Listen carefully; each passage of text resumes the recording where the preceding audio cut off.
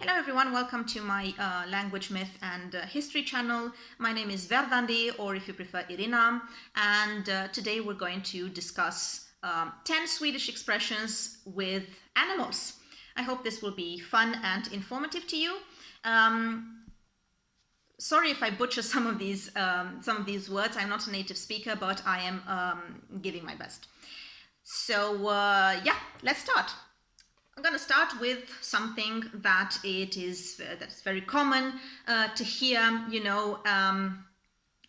ingen ko på isen.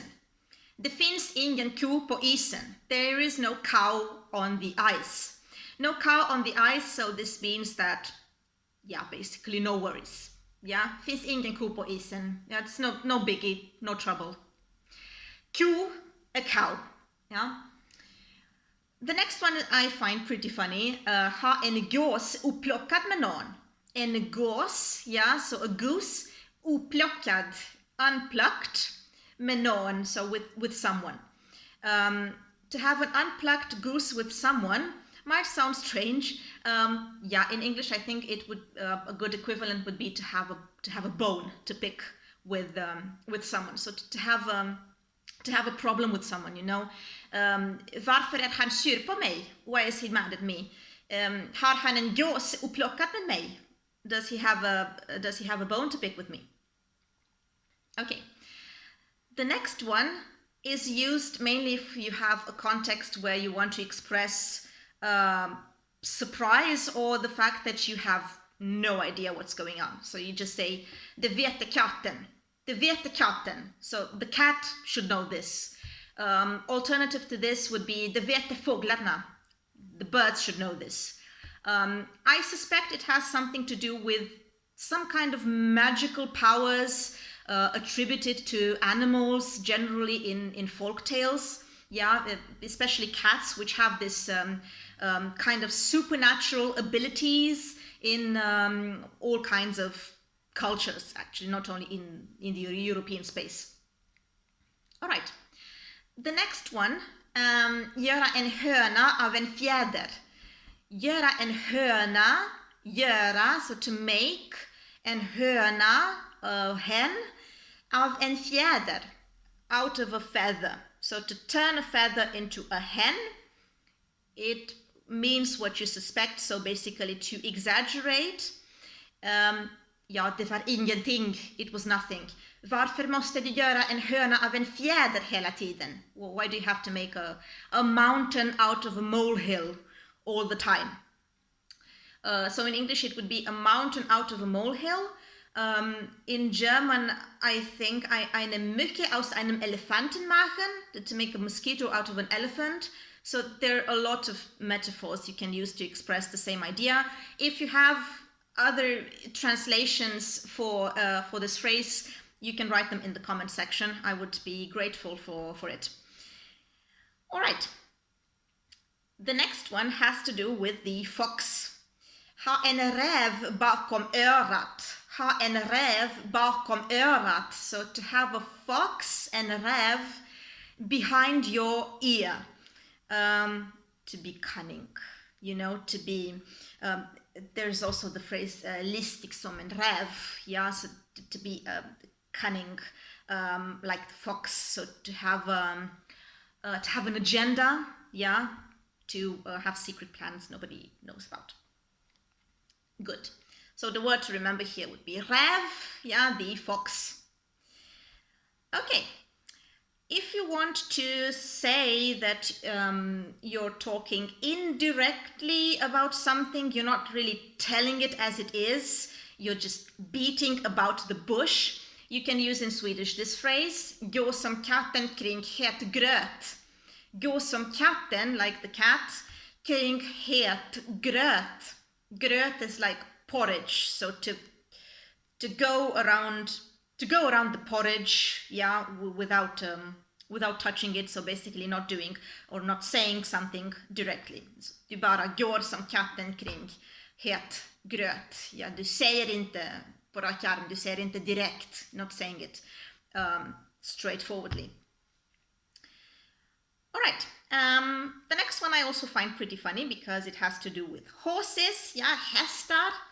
Inte ha alla hästar I stallet. Alternative, inte ha alla hästar hemma.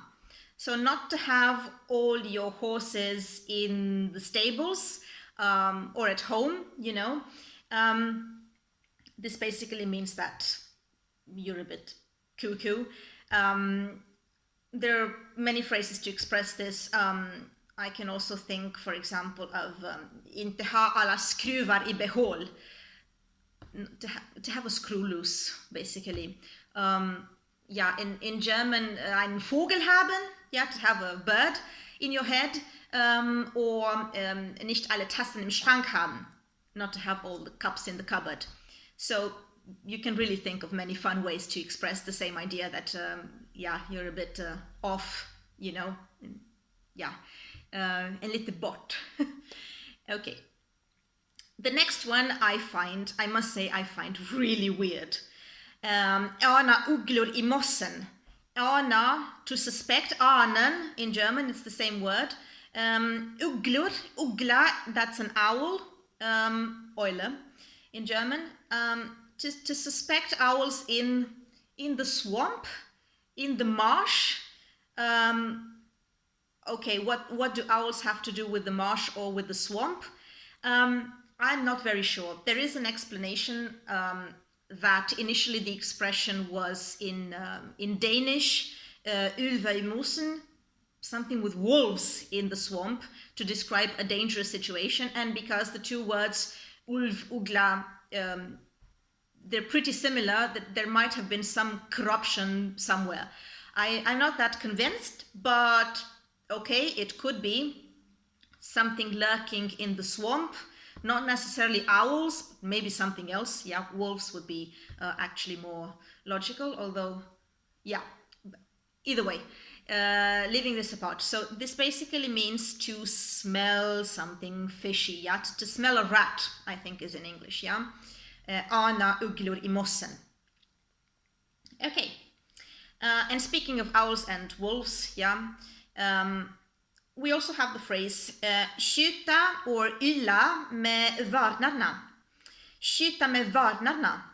Vari is a wolf.